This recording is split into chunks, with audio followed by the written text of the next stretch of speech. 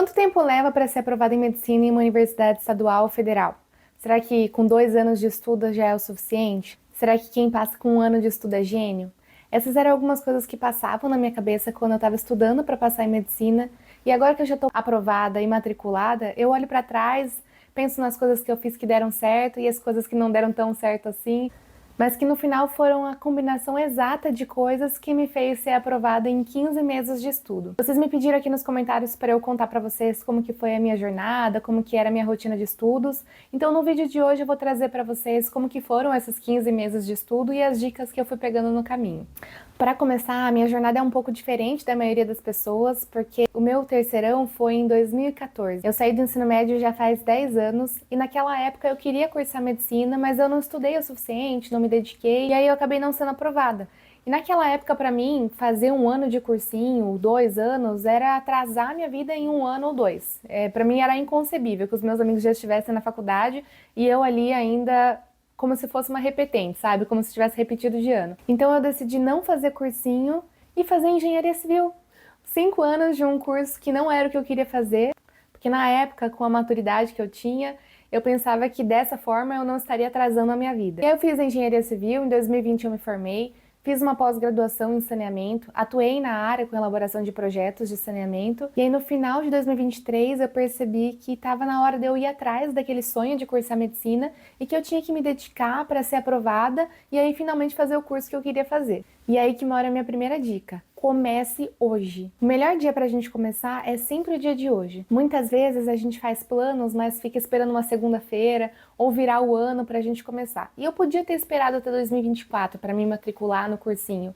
Mas se eu podia fazer isso em 2023 e aproveitar aqueles 3 meses que eu tinha ainda do ano, por que não fazer? Por que esperar? Então era setembro de 2023 e eu tava lá matriculada na revisão final do cursinho. Eu achei muito bom ver em 3 meses todo o conteúdo do cursinho, por mais que não era muito aprofundado, mas assim eu consegui ter um panorama geral de tudo que eu ia precisar ver no ano seguinte, quando eu fosse começar tudo do zero. E não ficar tão perdida de saber até onde vai cada matéria, sabe? Eu já sabia onde ia começar e onde ia terminar. E assim eu conseguia me programar melhor para estudar todo esse conteúdo.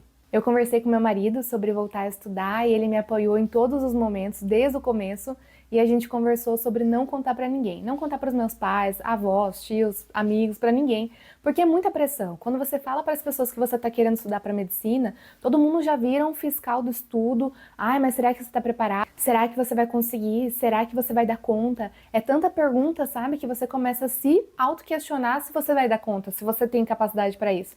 Então eu decidi não contar pra ninguém, embarcar nessa jornada só eu e meu marido. Deixar pra contar pro pessoal só a hora que eu fosse aprovada mesmo. Nesse primeiro momento, eu ainda estava trabalhando na parte da tarde, então de manhã eu assistia às aulas e na parte da tarde eu ia para o escritório trabalhar. Na parte da noite eu descansava, então realmente foi esse primeiro contato com o conteúdo, não acabei estudando tanto assim no primeiro ano. 2024 começou e ali naquelas férias eu percebi o quanto eu estava gastando de tempo em redes sociais, no Instagram, eu estava gastando tipo umas 4 horas por dia. Então eu tomei a decisão de desinstalar o aplicativo. Eu não desativei o meu perfil, porque às vezes você quer procurar algum restaurante, quer ver alguma coisa que saiu, alguma foto que alguém te marcou. Então eu ainda tinha minha conta, mas aí eu tinha que entrar pelo navegador. O aplicativo que fica tão fácil ali para você clicar e perder seu tempo vendo coisa, aquilo lá eu desativei. E aí em fevereiro começaram as aulas e eu tava lá matriculada para pegar todo o conteúdo desde o começo com muita profundidade. O meu cronograma de estudos aí nesse começo do ano era bem simples. De manhã eu assistia as aulas e na parte da tarde eu tinha que estudar as matérias que eu tava vendo na parte da manhã. Então, por exemplo, numa segunda-feira eu tinha que ver 1 hora e meia de biologia, 1 hora e meia de química e 50 minutos de história, digamos. E fazer uma bateria de exercícios dessas matérias que a gente já estava vendo na parte da manhã. Isso funcionou pra mim por um tempo, acho que ali nos 2 primeiros meses, mas eu acabei ficando um pouco desmotivada porque eu só tinha que cumprir uma carga horária, 50 minutos de história, 1 hora e meia de biologia, e fazer aquela bateria de exercícios que não estavam me testando mesmo, sabe? Muitas vezes eu acertava 39 dos 40 exercícios, mas é porque eu tinha visto a matéria na parte da manhã e aquilo já estava bem fresco na minha memória.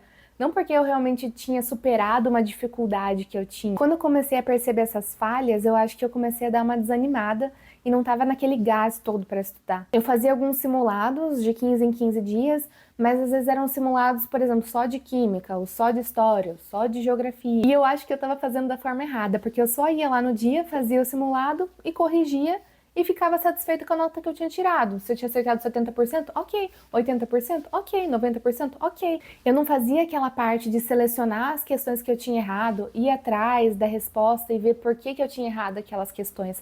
E na verdade é a parte mais importante do simulado, é você identificar as suas falhas, as suas lacunas de aprendizado e ir atrás de resolver esses problemas específicos. Não ficar lá só acertando, acertando, acertando. O negócio é você pegar as coisas que você erra e não errar mais.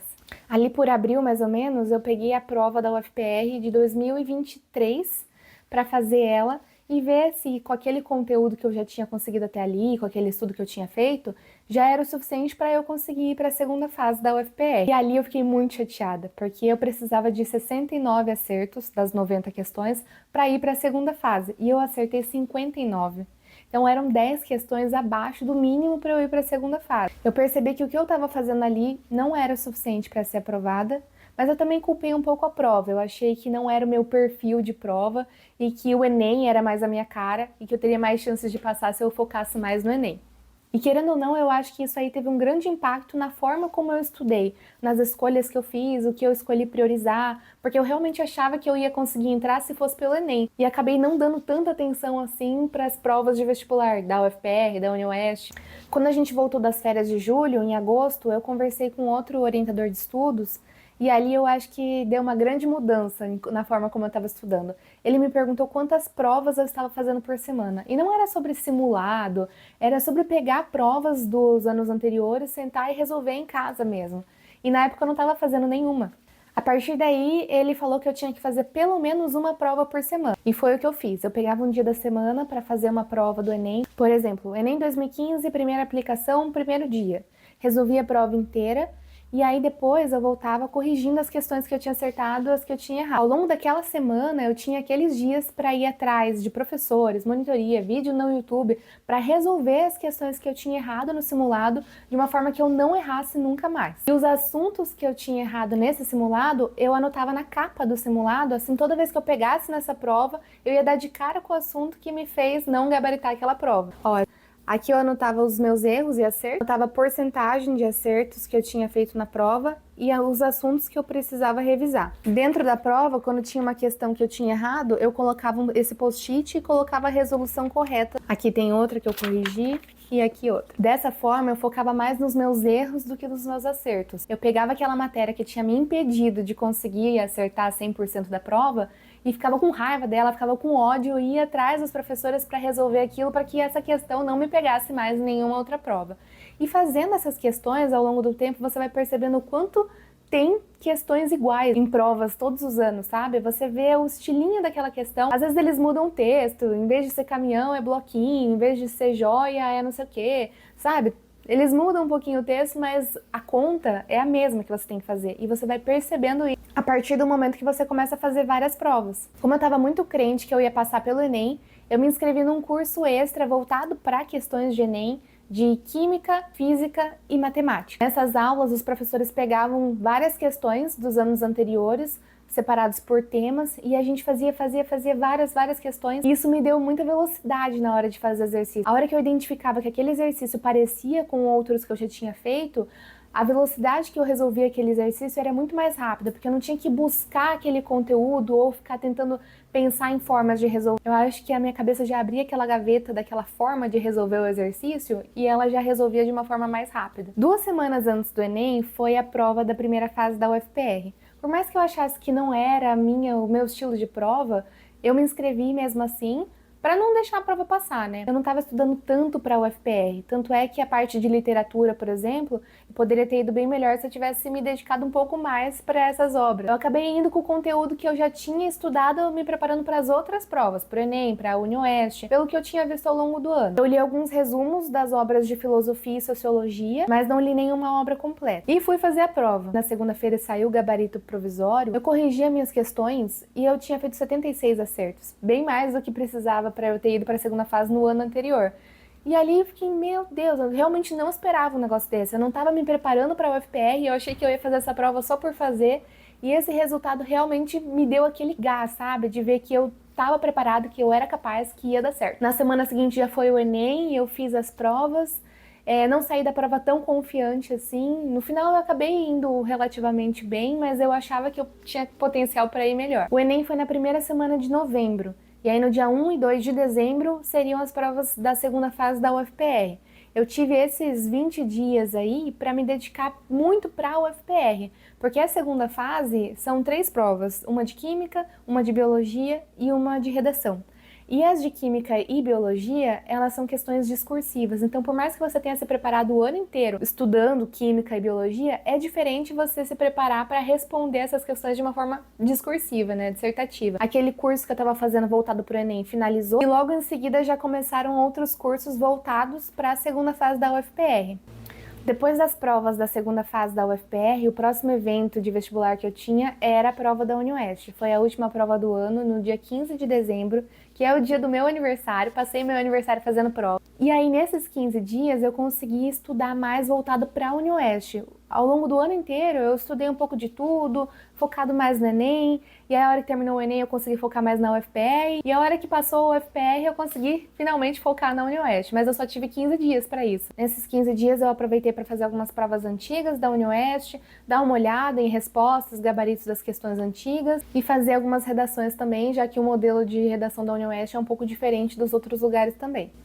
No fim, foi 1 ano e 3 meses de muita dedicação, mas em nenhum momento eu deixei de viver a vida, sabe? Eu fiz aula de canto durante o ano inteiro, eu jogava vôlei de areia com os meus amigos no final de semana, cuidava da minha casa, do meu casamento. É uma questão de se dedicar com consciência. Enquanto você está estudando, é você saber por que você está estudando. Enquanto você quer fazer medicina, é saber por que você quer fazer medicina. Em vez de ficar ali parando para pensar, por que eu tenho que entender estoicismo, por que eu tenho que entender física moderna? Você tem que entender isso porque cai no teu vestibular e você precisa passar no vestibular para poder ser médico. E a partir do momento que isso entra na tua cabeça, você não fica perdendo tempo com questões que você já entendeu, que já é fácil para você, que você já está acertando. Você vai perder tempo com coisas que você realmente tem dúvida, com coisas que estão te deixando mais distante de alcançar o teu sonho. Essas distâncias você vai encurtar e aí você vai chegar lá mais rápido. E enquanto você encurta essas distâncias e aprende as coisas que você não sabe, é importante você ter prazer nesse processo de aprender. É você gostar das coisas que você está aprendendo, não aprender de uma forma maçante, sabe? É ver aquilo e falar, cara, que interessante, nossa, eu não sabia disso, que bom que eu aprendi isso hoje. Compartilha seus insights com as pessoas que estão por perto de você, que se importam com você, com seus amigos que estão estudando junto. A hora que você faz as associações na sua própria cabeça e entende o quanto isso é interessante e legal, fica mais fácil de você memorizar para usar isso na hora da prova. E no final, a resposta para as perguntas que eu fiz no começo do vídeo, 1 ano, 2 anos, 15 meses, pode demorar o tempo que for, mas vai valer a pena. A satisfação de ver o seu nome na lista de aprovados, dar aquele abraço em quem torceu por você, é uma coisa que não tem preço, é uma sensação única que faz tudo valer a pena. E te faz ter certeza que compensa passar por tudo isso. E aí, essas dicas fizeram sentido para você? Me conta aqui nos comentários e não esquece de se inscrever para a gente continuar essa conversa. Um beijo para você, até mais!